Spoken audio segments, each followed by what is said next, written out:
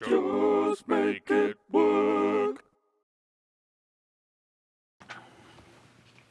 Hello Internet.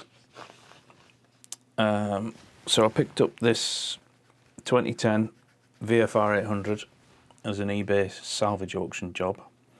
It is Cat N, so written off due to non-structural damage.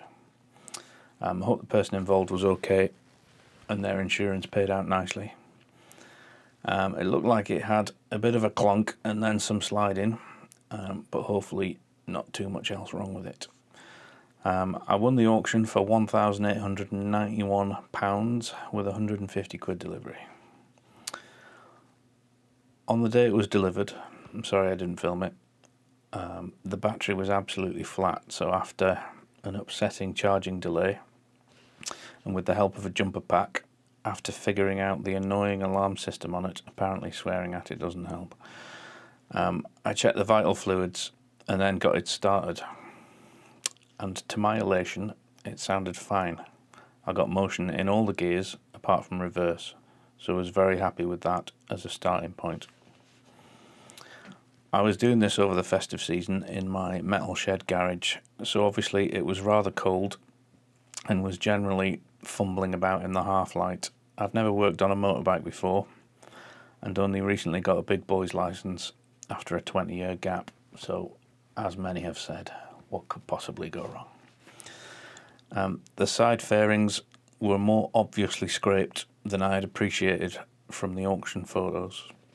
Front fairing bit, whatever that bit's called, it's a bit Donnie Darko Mask, who you've seen that film, was smashed. Front mudguard, no good, and the one headlight that was left had a cracked housing.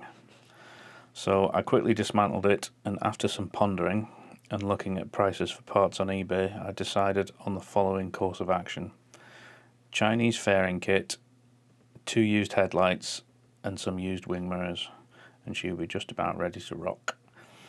The fairing kit took 5 weeks to arrive from China, but I knew I had to wait for the V5 to turn up anyway, which I had to send off for a cost of £25.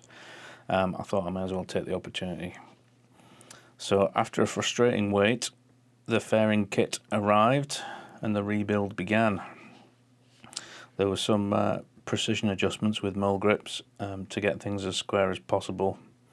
The plastic pegs on my used headlights had been snapped off and repaired previously, so they were a bit skew-if as well. I re-glued the heated grips as they were loose. The throttle side was too long and a previous owner had put a load of washers in the bar end. I decided to trim the grip to fit, taking care not to harm the element. I checked the discs and the pads, they were fine. Made some more precision adjustments. Topped up the coolant with some I had lying around. I think it's 1,300 miles till a major service, so I'll give it the works then in terms of servicing. I just thought I'd get riding it for a bit first just to see how it is. I lifted the tank just for a look and had a look at the air filter just to check it wasn't the airbox wasn't full of leaves or something. The fairing kit came with a box of bits, which just seemed to be generic. I basically used some of the Chinese bits and all of the original stuff I had just to get the job done. It had also been a while since I'd dismantled it, which didn't help. I knew it wasn't going to be a perfect job, but as long as everything was going to be safe and secure, that's all I wanted. I took the rear plastic off, as I was originally going to replace it with the new stuff, but then noticed the heat shielding on the inside of it. I remembered reading about heat shielding being included with the kit, but it was unfortunately nowhere to be seen. So I put the original rear plastic back on and ordered some heat shielding on Amazon, as I knew I was going to need it for the sides. The front mudguard took some fitting as the captive nuts didn't clip securely into the Chinese one, so they became out of alignment when you were wrestling the thing on. I super glued them in place and that did the trick. The kit is generally not as durable as OEM, but of course you get what you pay for. It doesn't matter how pretty I make the rest of it, there'll still be a ding in the fuel tank unless I replace that, obviously, but I wanted to draw a line on the expense somewhere. The colour match was certainly close enough for me, got to give them that. Again, I just want serviceable machinery I can ride. So I got its face on, and there was endless shuffling, partly me not knowing what I'm doing, partly things not being quite in alignment, partly the fairing kit being a bit out. Got the rest of it put back together, again not perfect, but all firmly secured. I had to drill a hole in the right fairing to get the bolt to fit. I'd had enough by that point, just wanted to ride the thing. I don't know if that was the fault of the kit or I've not quite got it on right, but it was a few mil out, so I just bodged it. It looks alright from a distance, if you squint in the dark. The chain tension was within spec. Slopped some old diff oil on the chain, checked the tyre pressures and booked an MOT, which it passed with no advisories. Wahey. The scores on the doors then.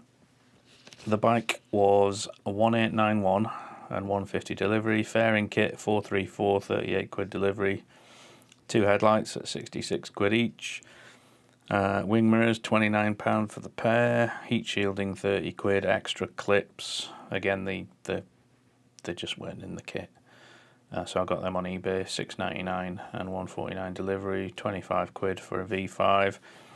So that brings my total to 2737 and 48 pence. So the cheapest 2010 VFR800 on Auto Trader currently is 4495. It is Cat N, and it obviously now has non-OEM fairing, so that would affect the resale value, but I've no plans to sell it. I'm just going to ride the thing. Over and out. Here she is then. Obviously it's not the weather for it. It's cold, it's close to me. Taking her out. Sort of a U-box.